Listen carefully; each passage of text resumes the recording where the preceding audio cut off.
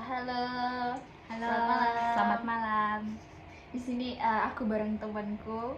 Jadi kita kenal udah dari waktu awal kuliah, maba ya. Mm-mm. Eh, kita mau bincang-bincang santai aja nih hari Mm-mm. ini. Jadi boleh perkenalkan dulu namanya siapa? Jadi, halo, perkenalkan nama saya Mutiara dan saya tuh teman kosnya Gini dari awal maba tahun 2022. Gitu. Jadi, kita mau ngobrol apa ini di malam ini? Sebenarnya aku tuh tertarik sama usaha kamu yang kamu pernah ceritain waktu itu kan. Oh iya. Betul. Nah, gimana sih kok bisa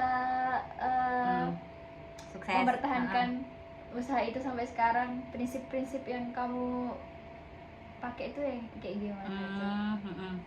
Jadi usaha saya itu kan dari awal COVID pandemi ya teman-teman.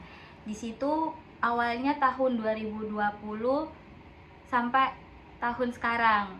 Nah, jadi usaha saya itu usaha kuliner dari pisang coklat bahan utamanya. Dan kenapa saya awal berusaha itu tahun pas COVID? Karena itu awalnya itu saya lihat kayak teman-teman kompleks saya itu cari-cari cemilan kan, kalau COVID kan itu susah kan ya kalau mau beli beli pisang gitu kan, beli makanan beli makanan kan. Nah, jadi kayak saya mau coba gitu buat usaha kuliner pisang. Nah, akhirnya didukung juga sih sama keluarga saya buat usaha itu, tapi masih kecil-kecilan dan alhamdulillahnya udah mulai berkembang berkembang sampai sekarang gitu. Kalau boleh tahu kok bisa bertahan sampai sekarang tuh prinsip-prinsip apa yang dipegang tuh? Prinsipnya itu komunikasi sama transparansi. Jadi kayak memang kalau komunikasi hal-hal yang walaupun kita anggap masalah sepele itu harus dibicarakan dari mulai mungkin bahan bakunya itu kayak lebih mahal dari sebelumnya. Itu komunikasinya mungkin awalnya kan kecil-kecilan, jadi komunikasinya modalnya modal sendiri sama modal keluarga dulu. Nah, berkembang dapatlah kayak lebih luas kan. Nah, jadi itu harus komunikasinya ke karyawan juga. Jadi ini ya nanti ganti bahan baku atau mau apa gitu harus dikomunikasikan sama transparansi biar tuh kayak jelas begitu loh. Betul. Lebih ini ya, biar usahanya juga lancar lah. Iya betul. Tips lancar gitu ya. Iya betul. Kalau kan ini ada karyawan ya kakak? Iya betul sekali. Dari kecil-kecilan sampai itu kayak iya juga ya. Aku nggak bisa bayangkan aku berada di posisi itu. Udah Mutiara sendiri kan ini ya, udah berjalan lama tuh usahanya juga udah ada cabang juga dan tentunya kan nggak mudah ya bekerja sama tim dan karyawan seperti itu. Nah itu cara untuk menyelesaikan masalah itu gimana kalau misal ada kesalahpahaman atau masalah dengan tim itu gimana? Nah kalau di usaha saya itu pernah ada konflik, kan setiap usaha ada konflik kan Din ya? Iya betul. Jadi kalau ya masing-masing punya caranya sendiri, tapi kalau saya itu biasa menerapkan kayak kita mendengar dulu posisi dari dia, kenapa dia bisa punya masalah itu. Dari dua sisi gitu ya? Jadi dari dua sisi, jadi dengar sisinya dulu, terus habis itu sisiku. Kalau misalnya make sense, nah saya terima kalau misalnya memang dapat diterima masalahnya. Tapi di situ juga kalau kita punya konflik, punya masalah, nah saya negosiasi solusinya kayak gimana biar adil untuk kedua belah pihak ini. Betul, saling menguntungkan lah ya. Saling menguntungkan. Juga kerja di tempat kamu juga betul. membutuhkan ini dari karyawan kamu gitu kan ya. Terus saya juga menuntut profesionalitas dari mereka. Jadi kalau bekerja ya bekerja begitu. Kalau misalnya ada masalah pribadi jangan dibawa ke masalah usahanya kita, itu kan pribadi sendiri. Gitu. Sama biasa ini Din, kalau misalnya caranya orang dalam mengemas kayak barang-barang itu kan kayak ada yang lebih Kayak lambat, ada yang cepat iya, gitu-gitu cara kan. kerja. Nah, cara Per kerja. orangnya tuh beda-beda gitu Iya, ya. nah itu biasanya ada konflik juga Din, kayak kenapa sih antara satu karyawan sama karyawan lain. Ada yang iri, oh kamu cepet banget sih, Iya, aku belum nih. gitu.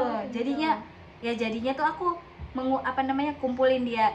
Jadi masalahnya apa ini? Kenapa bisa? Nah, coba Berantem diobrolin lah. gitu. Oh, Jadi mereka- komunikasi terbuka, tapi tetap ada saya di situ memantau gitu.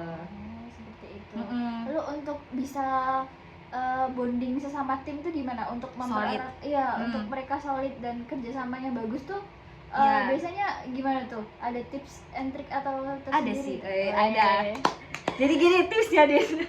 Kita itu harus membuat tim yang happy. Nah, kalau timnya happy itu kan berarti kita enjoy kan kalau misalnya usaha tuh. Nah, kadang untuk membuat enjoy itu saya kasih kayak tips bonusnya, kayak gajinya itu gaji bonus lah kalau misalnya mereka kerjanya bagus, terus targetnya juga cepat tercapai ya. Jadi gitu aku kasih gaji bonus, habis itu kasih kayak penghargaan kayak karyawan gitu lah, rewardnya lah kayak mungkin kayak kecil-kecil apa gitu, biar kayak kenang-kenangan kalau mereka tuh merasa dihargai dalam bekerjanya ya. gitu ya. Sama juga kasih fasilitas yang terpenuhi lah, kayak macam mungkin mereka pengen lebih canggih teknologinya, dari sisi teknologinya, atau pengen yang di dalam ruangannya ada AC, itu kan bikin enak kan ya. Kita jadi kayak nyaman gitu kan, enak, sejuk. Iya, betul, gitu. melayani customer juga enak. Terus kasih sekali-sekali lah kalau ada keuntungan yang lebih banyak, ajak pergi jalan atau makan-makan gratis gitu. Biasanya kemana tuh kalau udah tahu jalan-jalan? Pantai ya, pantai gitu, pantai ya. Ayo join di. Gitu. Biar usahanya kan udah berjalan lancar nih ya selama beberapa tahun. Nah itu tuh untuk kakaknya sendiri mengecek perkembangan bisnisnya, laporan dan segala macamnya itu gimana? Adakah dibuat laporan harian atau cek-cek antar? Ya, ada gitu? Juga ada. Jadi di bisnis saya itu membuat ada 3. Jadi pertama tuh laporan bulanan dulu. Laporan bulan, setiap bulan tuh bikin kayak laporan kas gitu, laporan kas pemasukan, terus habis itu pengeluarannya berapa, sama kita dapat keuntungan di bulan itu tuh berapa. Habis bulanan tuh kadang ada juga nih laporan harian. Jadi di satu hari itu kita butuh produksinya berapa, bahan bakunya berapa, sama permintaan dari masukan pelanggan tuh ada berapa. Kok ada yang pesan-pesan gitu ya? Jadi bisa cek juga di situ laporannya sebagai bentuk pertanggungjawabannya kan. Nah, habis dari kedua laporan itu kita mengevaluasi, terakhir yang ketiga, mengevaluasi apa yang sudah dilakukan selama 1 bulan itu. Ada kurangnya di bagian mana, apa yang perlu ditingkatkan. Betul. Makanya usahanya juga berjalan lancar. Iya, dan laporan itu tuh bukan untuk saya juga, tapi untuk tim. Jadi biar mereka tahu, sebulan tuh mereka sudah melakukan segini dan mendapatkan keuntungan segini gitu.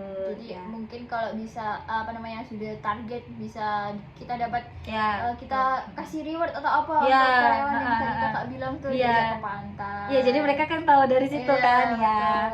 Gitu. Kalau untuk kakak sendiri nih setelah sekian lama ya, nah itu tuh pernah ngalamin jatuh usahanya tuh nggak, maksudnya kegagalan dalam usahanya gitu?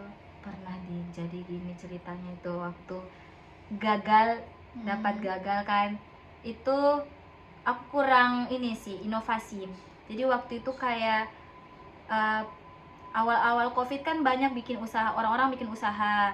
Nah, ada juga yang online, ada juga yang bikin pisang gitu, tapi pisangnya mungkin lebih enak, enaknya di mana, terus mungkin packagingnya lebih bervariasi begitu. Nah, kalau karena aku baru merintis usaha itu, jadi kayak masih tabu lah istilahnya, jadi kayak ini kurang ada kurang aja, betul. Jadi pelanggan yang pada kesana, berkurang lah permintaanku. Di situ yang harusnya targetnya macam satu hari itu 50 box, yang dapatnya cuma 20 gitu. Sebagai mahasiswa sendiri ya Kak Mutiara juga, Kak Mutiara kan juga mahasiswa nih, mahasiswa manajemen ya, betul. di UII di kampus sebelah tuh. Nah itu tuh ada tips nggak agar kita tuh nggak takut dan mulai untuk buka usahanya gitu. Kita kan juga sebenarnya juga pengen buka usaha nih, cuman kan kita agak takut gimana resikonya, segala macamnya, modal-modalnya kayak gitu. Ya, pesan saya tuh satu, Din, kita harus memulai saja. Kita untuk mahasiswa di luar sana ya, jadi untuk kalian tuh kalau mau memulai bisnis, mulai saja dulu.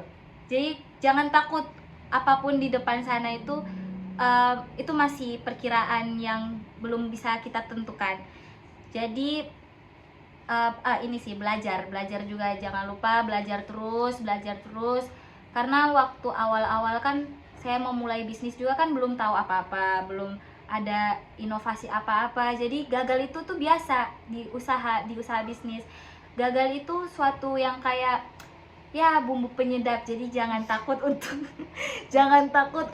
gagal. Ya, untuk belajar dan rendah hati. Kalau ada orang yang mau mengajari, ya kita terima. Dan jangan fix mindset, kita harus bergrowth mindset. Karena itu bisnis kan jangka panjang nih. Nah, kita nggak tahu tren pasar nanti kayak gimana. Ada hal-hal rintangan, tantangan, kita harus tetap belajar itu sih. Kalau kata orang tuh ada istilahnya, kegagalan adalah ya apa namanya? Apa itu dia? Dilanjutkan, Kak. Kegagalan adalah kesuksesan yang tertunda. Betul. Yes. Terima kasih Kak sudah mau bincang-bincang. Menarik sekali hari ini, guys. Memang. Selamat malam semua, terima kasih. Ya, terima kasih sudah mendengar bincang-bincang kami. Dadah.